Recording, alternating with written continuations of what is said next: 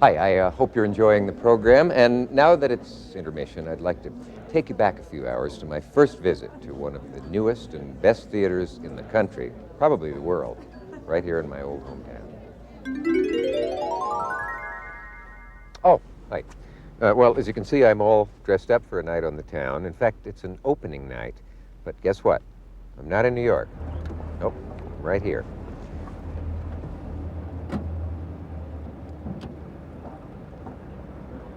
Right here at the Lead Center for Performing Arts in Lincoln, Nebraska. Let's go inside and have a look.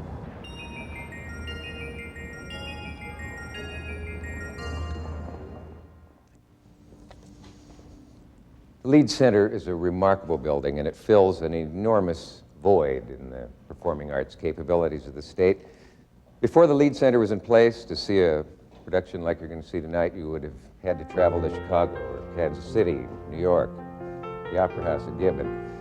It was a long, hard road to get here, but I think you'll agree it was worth waiting for.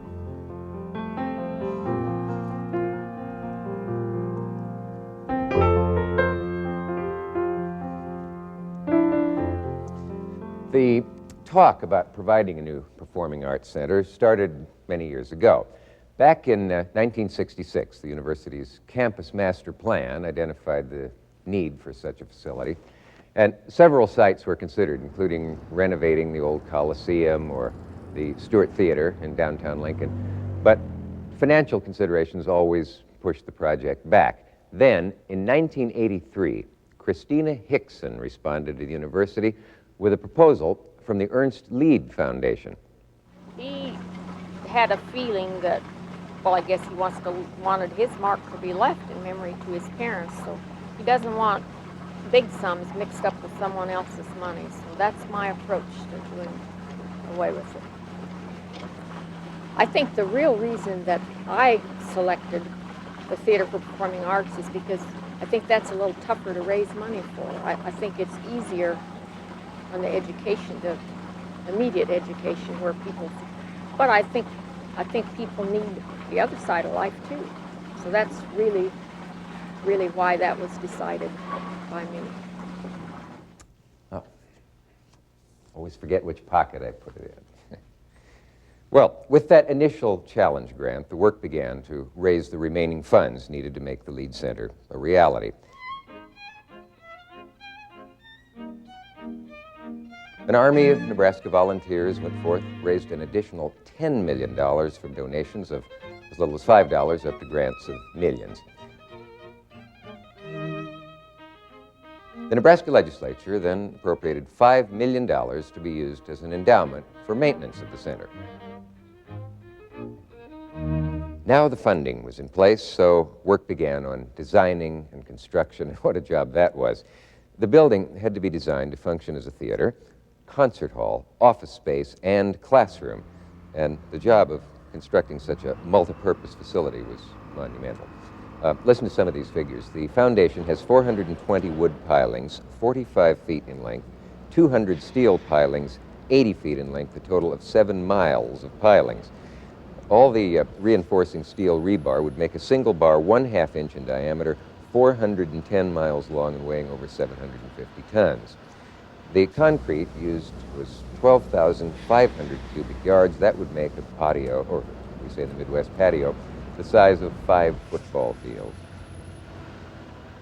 All that plus 400 doors, hundreds of yards of carpet, thousands of gallons of paint, and years of work, and you have the finest building of its kind in the Midwest. Most people would be satisfied with that, but the university wanted more.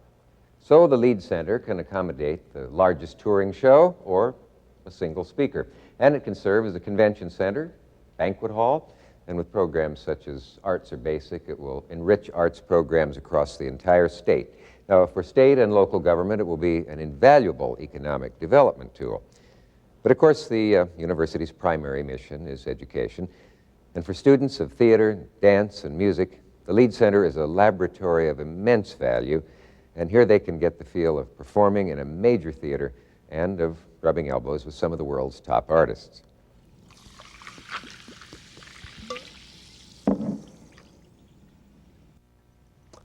Thank you. Oh, there you are. That's fine, you might say, but what about the Lead Center as a place to see a show? Well, for starts, it will seat 2,278 people very comfortably, I might add. For music lovers, the good news is that the hall was designed by one of the country's leading acousticians, so no matter where you sit, you will hear every note. For theater and dance patrons, there actually isn't a bad seat in the house. The building itself was designed with all Nebraskans in mind, incidentally, so that access and seating are convenient for everyone, including the disabled. If you arrive late or you have to leave your seat during a performance, there are 2 observation rooms where you can enjoy the show while waiting to be seated. Before the show, and during intermission, you can relax in one of the tastefully decorated lobbies and enjoy your favorite refreshment. And by the way, you are going to be seeing some terrific shows. Les Miserables, the Philadelphia Orchestra, the Grand Kabuki Theater from Japan, the Joffrey Ballet, Doc Severinsen and Tonight Show Band, and much, much more. Not all on the same night, of course. There's the first call. I'll start back in. I'll see you in a few minutes.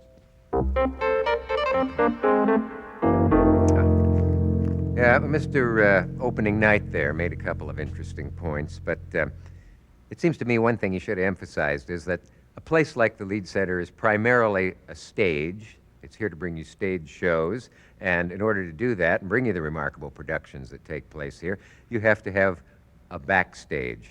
And to me, that's one of the most interesting places. Let's talk about it a bit. We might as well start right here. Right here is where the touring companies unload, and you probably know that some shows travel with 4 or more semi-trucks full of sets and lights and costumes and props, and in the case of a musical, the orchestra, musical instruments, and all of that. That's a lot of trucks to park and unload. But the Lead Center can unload 2 at a time with room for others to park. They're green with envy in New York over that. Anyway, once unloaded, there's enough backstage space here to store everything for easy scene changes. No theater is complete without dressing rooms, and I laugh when I say that because I remember from an architecture course, somewhere in the 20s, in this country, an entire opera house was built. I think in St. Louis. They forgot the dressing rooms. Anyway, the Lead Center remembered them, has 14 of them, both group ones and private ones for the stars. Glad he didn't see that. When some groups, like dance companies, come in for a few days or more, they need a place to work out and stay in condition. And at the Lead Center, they can use the Johnny Carson Theater. Probably not the same guy.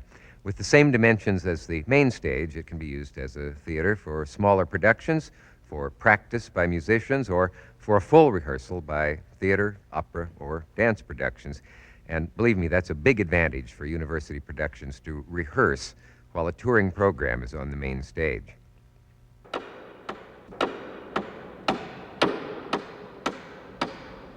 Most university theaters have to rent scenery from the outside, and very few have the luxury of building full-size scenery.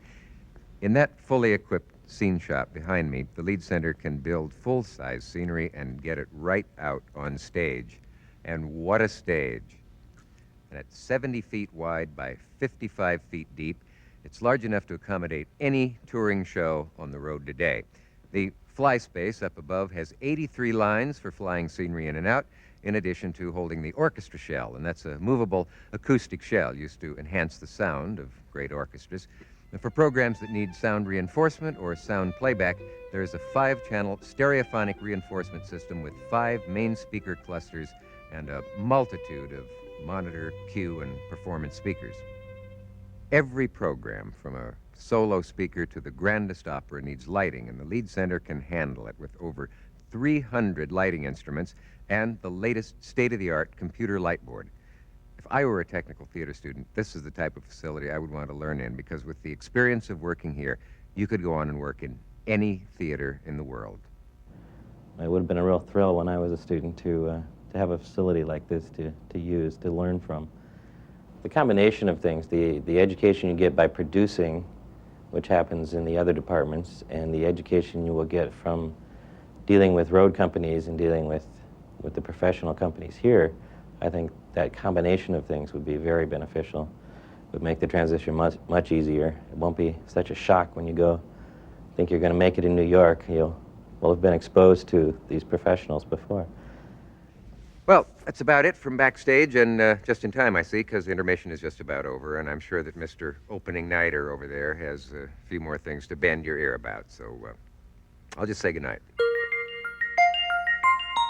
Ah, good. You made it back before the show starts again. Let's close this little tour with a brief interview that we recorded earlier this summer with the man who had the vision to bring the Lead Center to reality. Former University of Nebraska president and then head of the University Foundation, Mr. Woody Varner. Thank you, Dick. It was in 1933 that Chancellor E.A. Burnett expressed a dream. He told the faculty, someday some generous alumnus will make a grant that will enable us to build a performing arts hall on this campus. Almost exactly 50 years later, Chancellor Burnett's dream became a reality. It was in 1984 that Christina Hickson, sole trustee of the estate of Ernst Lead, who was a member of the class of 1927, announced that she was making a challenge grant of $10 million to the University of Nebraska Foundation for the purpose of creating a memorial to the Lead family and to Mr. Lead. We not only matched the grant, but we put in place a $5 million permanent endowment fund through the generous support of the legislature, the Woods Charitable Trust, the Peter Kiewit Foundation, and over 2,000 generous donors from all over the country. We then turned to the architectural firm of HDR in Omaha, and they began the design process, aided and counseled all the way by Bob Carpenter, university architect, Ron Bolin, longtime director of the Kimball Hall programs, David Fowler, retired professor of music, and Sheila Griffin, who coordinated the huge fundraising effort for the Lead Center. Now the building is complete. A new director has been hired. Robert Chumley, a Juilliard graduate concert pianist and composer, will arrive this summer, and we're delighted about that. So the dream of Chancellor Burnett has become a reality. It's a reality because a lot of people have put their shoulders to the wheel. They have said, we want a quality performing arts center for all Nebraskans so that we can add a new dimension of cultural enrichment to the already good life in Nebraska. We're grateful to a lot of people who made it happen, and we're delighted to be a part of it. We've waited a long time, but I believe the wait was worthwhile, and I think Chancellor Burnett would agree too. Thank you. I hope you enjoy the balance of the evening's program.